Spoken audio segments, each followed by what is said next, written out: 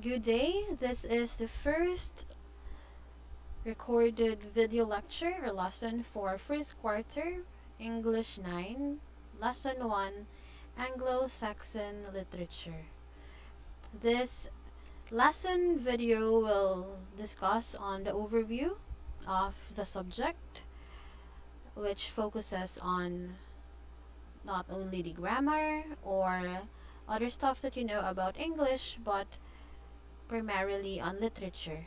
Now, this lesson video focuses to attain the following objective, which is to demonstrate understanding of how Anglo-Saxon literature serves as a means of enhancing the self. As you have discussed in your subject orientation, English 9 will focus on, first quarter of English 9 will focus on how to rediscover yourself, and in doing so, we have to enhance ourselves.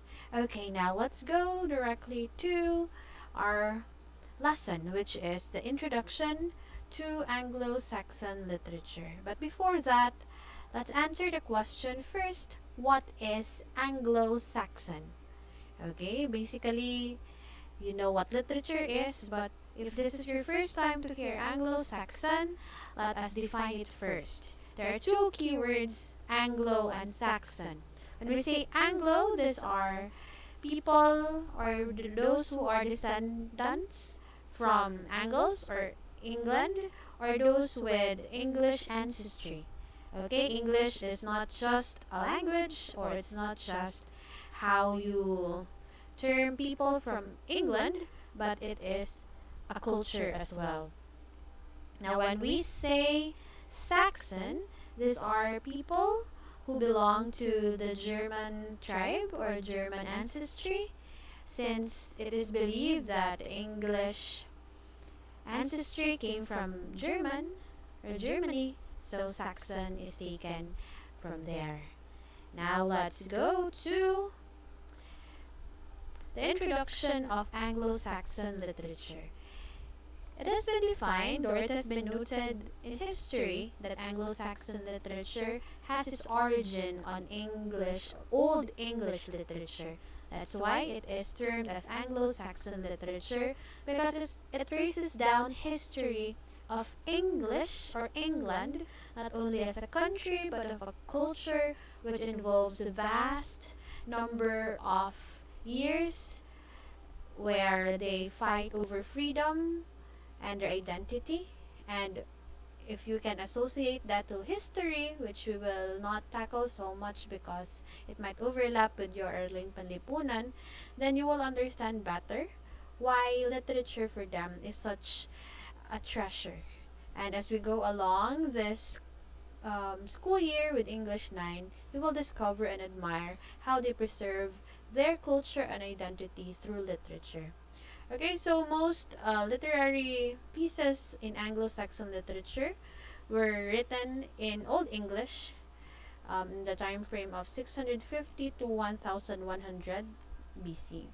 Now, English literature as defined is a body of written works. Now, this is not just poems, or these are not just poems, or let's just say long stories, but it is a mixture of everything. Literature as defined is a story of man. As long as man exists, there exists literature. Okay, English literature is not an exemption to that. Most of the literary pieces in English literature were written by the inhabitants of the British Isles, which includes Ireland. This traces back on 17th century to the present day. Okay, so if you're familiar with Ireland, if you're into history or looking into the geographical locations of countries in the world, and you're familiar with Ireland, then you can locate it to the map and take note of that. Most of the literary pieces in English literature were written by people who lived or who are inhabitants of British Isles, including Ireland. Now we have here major literatures written in English outside British Isles. Okay, now the scope of English literature expanded even in North America, Australia, and all the Commonwealth that belong to England. Okay, so when you hear about Commonwealth, now it's associated with Araling Panlipunan again. If you're familiar with the British monarchy, they have Commonwealths, which includes New Zealand, Canada, Australia. Before, Pakistan was one of those, and a lot more countries that even today it still honor Queen Elizabeth II as their head of state. Okay, so as mentioned earlier, we have major literature written outside British Isles, but then they are treated separately. Okay, since even though we can say that they were once a colony or they were a commonwealth, part of the commonwealth of the Great Britain, they have started not as part of the commonwealth nor of their colony. For example, the literatures of America, Australia, Canada, and New Zealand. Okay, so that is just a brief introduction about English literature and Anglo-Saxon literature. Now let us focus on the in-depthness of understanding Anglo-Saxon literature. Okay, now, why do we have to know about this? Okay, before we go into a battle, before we go into the very specific of every literature that we will go along in the first quarter, we must first know about significant events, significant works, and significant people in Anglo-Saxon literature. Now we go first with just a repetition of what was mentioned in the beginning. What makes Anglo-Saxon literature or Old English literature still a significant point of subject that it is still taught today? Okay, so what makes everything possible is that whatever it takes, whatever happens in the world, whatever how many years passed, whatever's written with words and has been passed on from one generation to generation, it will still remain. It will not die. You may have heard of the stories in Philippine literature written even before Jose Rizal was born. Now, and we still learn. We still learn it or read it or teach it at school. Even today, it means or it is a manifestation that literature never dies. Okay, so Anglo-Saxon literature, Old English literature encompasses, when we say encompasses, it supersedes, literature written in Anglo-Saxon or Old English. Now, if you are still not familiar with Old English, if you are a Christian and you're familiar with the King James Version of the Bible, that is an example of an Old English style of writing, or if you've read or heard about Romeo and Juliet and the script like O Romeo, my Romeo, where art thou, my Romeo? Thy, whatever those words, those thy, thou, art, those words are of Old English. But if you will look into the specific spellings of words, then you will not really think that it is English. Most of the words in Old English are no longer used these days because, of course, of the fact that English is dynamic, it changes from time to time. Okay, so during Anglo-Saxon literature encompasses literature written in Anglo-Saxon during 600 year Anglo-Saxon period of Britain from the mid-5th century to the Norman conquest of Tan of 1066. Now, if you are really listening or if you are into history, now you will find everything just related. That is why there could be plenty of times that we will talk about history in this sense, because if math is the language of science, then history is a best friend of literature. But then we will not dwell so much on that because it will overlap our discussion. Okay, so much for this. Now let's proceed. Some works that are significant products or outputs of Anglo-Saxon or Old English is or are the genres such as epic poetry. We will get into it later. Hagiography. Okay, so ma'am, what is hagiography? I hope that while you are listening to me, you're also checking on the difficult terms that might you might encounter sooner. So when we say hagiography, this is like the biography of the lives of saints. Okay, so we have Saint Paul, Saint um, Peter, and the like. Now, aside from epic poetry, hagiography, we also have sermons, the Bible translations. There are a lot of translations of the Bible. Perhaps every language has their own translation. And then we have legal works. Now, what are these legal works? Now, it's not like the ones that you see in K-drama where the genre is law. It's not something like that because we're talking about legal. Chronicles, we will get into it later. Riddles and others. Now, in all, there are about 400 surviving manuscripts from that period, and I know less than 100, but I believe that those less than 100 that I know are just just a few of the many things that are evidences that Anglo-Saxon literature or Old English literature really created a pathway or a good leading to the literature that we learn and we know in this generation. Okay, so there are significant corpus of both popular interest and specialist research. Okay, now let's proceed. Okay, some of the most important works from this period, we mentioned about epic poetries earlier. One of the earliest or the oldest surviving epic.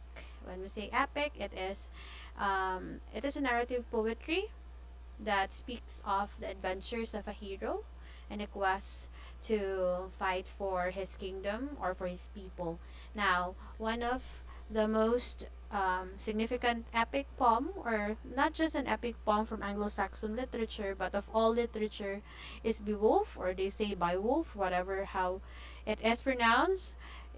It has achieved a national epic status in Britain. So not only in Britain, but perhaps also in every country who has Anglo-Saxon literature as part of their curriculum. We also have the Anglo-Saxon Chronicle, which is a collection of early English history. In your notes, in your module, you have there Geoffrey Chaucer as the father of literature. Okay, he wrote a very wonderful chronicle, which is the Canterbury Tales. It is a story of travelers, and they have also their stories they share along while they were traveling. Sad to say, we cannot discuss on that in this quarter, but anyway, you can have all the freedom to read his um, literary piece if you are into reading. Okay, we also have the Caidmon's hymn, which is from the 7th century, and it is of the one of the oldest known surviving written texts in English. Okay, so Caidmon's hymn is actually one of the best Anglo-Saxon literary pieces that I have read. It's very moving. It's touching, most especially when you set your mind on understanding where he is coming from, not just as a writer, but when you get into the literary piece as a person who don't have any thoughts but just to understand and to be entertained on the literary piece. Okay, so we have different point of views when we read. Some of us read just for the sake of reading, which is totally okay because let's be honest. People or students read just because they're forced to. But when you set your mind on understanding and getting something out from it to make your life more positive in a sense, your point of view, the way you deal with things and so on, then reading is really something that could improve it. Okay, now let's continue. According to C.S. Lewis, he's the writer. If you're familiar with, I hope that you're familiar with the Chronicles of Narnia. He is the writer of the Chronicles of Narnia. He's C.S. Lewis, and he's one of the most admired authors who is best known for his trilogies or books with many parts, like part 1, part 2, part 3. How do you call that? He's known for his collection of books. He said, literature one adds to reality. It does not simply describe it. It enriches the necessary competencies that daily life requires and provides. And in this respect, it irrigates the deserts that our lives have already become. Okay, so very beautiful words. But then again, if you don't set your mind on understanding what he said, these are just hollow words. Okay, so thank you, Swiss Lewis. Now let's continue. Okay, as mentioned earlier, we already had twice we mentioned Beowulf twice. Beowulf is the oldest surviving Germanic epic, but then there is actually a debate on this that it is not of Germanic roots, but it is in Norway or in Denmark. However, research perhaps would prove that it is of Germanic epic. There is a movie entitled Beowulf of the same title where Angelina Jolie played as the mother of the antagonist, Grendel. And the lesson we will read about like a summary of the story of Beowulf. So you have to prepare yourself on that. And this is like just an introduction of that story. Okay, it is the longest Old English poem, the oldest surviving and the longest English poem. It was likely composed between 700 and 750. However, it is not known who wrote this. There was nobody who claimed that he wrote this, unlike other pieces of literature where the author is named. Of course, it is a given that since people actually don't know how to pass on stories in written form, Beowulf was passed on through the word of mouth. This is one, or if you can still remember your grade 8, just like African literature, it is passed on, or this Anglo-Saxon literature in its beginning survived through orature or oral literature, meaning it has been passed on by the word of mouth. So we cannot really say that what we read right now is the most accurate version of Beowulf, but we can be assured that the gist of it is still there. Okay, so other great works of Old English poetry includes The Wanderer, The Seafarer, The Battle of Maldon, and The Dream of the Road. Now, we will not be talking about them, we will only be talking about Beowulf. At least this is the most significant epic poetry, or not just epic poetry, but literary piece during the beginning of Old English literature. Now we have here Caidman. There are two known poets from the period of Caidman, which includes himself. He is considered as the first Old English Christian poet, and Cynewulf. Okay, Old English poetry has survived almost entirely in four manuscripts.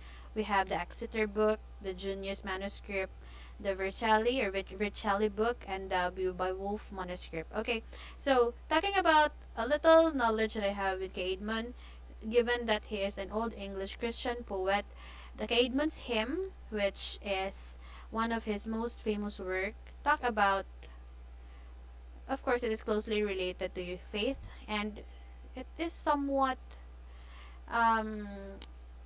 let's just say, deep if you are quite spiritual, and it will basically talk about faith, which is a good, it is actually a rare topic when we talk about literature, because most of the time people write literature with themes of love. Of course, there is love here, but it is different in a sense that it doesn't talk about love to another person in a romantic sense. It is more on love of God, love of faith, love of his faith towards God, and so on. Okay, so the second significant person is called, or it's known as King Alfred. King Alfred made it as a significant person in Anglo-Saxon or Old English, since through him more freedom and more expansion of Anglo-Saxon literature was made.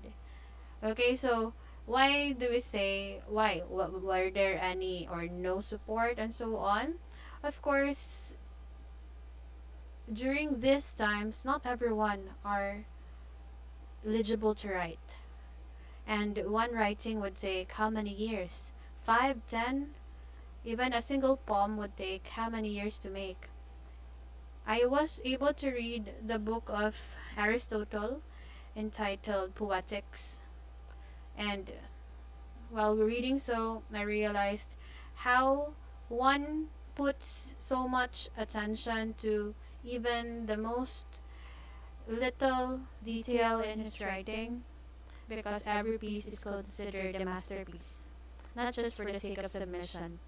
Okay, so to continue Old English prose, okay, so let's have a review. What do we mean when we say prose? Okay, prose is a totally different written language form compared to poetry, because if poetry is composed of lines and stanzas, then prose is written in sentences and paragraphs. Okay, so Old English prose works include legal writings, medical tracts, religious texts, and translations from Latin and other languages. Latin is a dead language. Um, it has been a while since Latin was considered a dead language. I believe that the last language that was considered dead is Hebrew. Now, when we say dead language, when will a language become dead? It is when nobody uses it as a language to communicate in everyday life. Now, it is only used in scientific, medical, religious, legal use. For example, I believe that in Catholic churches they have the Latin Mass, or when you study medicine, you keep on hearing the scientific names of plants, of animals, and so on, and those are in Latin. So those were just the use of Latin because it is now considered as a dead language. Okay, so particularly notable is the Anglo-Saxon Chronicle. It is a historical record begun about the time of King Alfred's reign in 871, and his reign ended in 899, and continuing for more than 3 centuries now. It continued to flourish. His legacy as a king during this time didn't stop when he died, but it continued. Okay, so there are, aside from King Alfred and Caidman, we also have Bede. He is also one of the most notable person in Anglo-Saxon literature. What are his contributions? Now, Bede is actually a saint.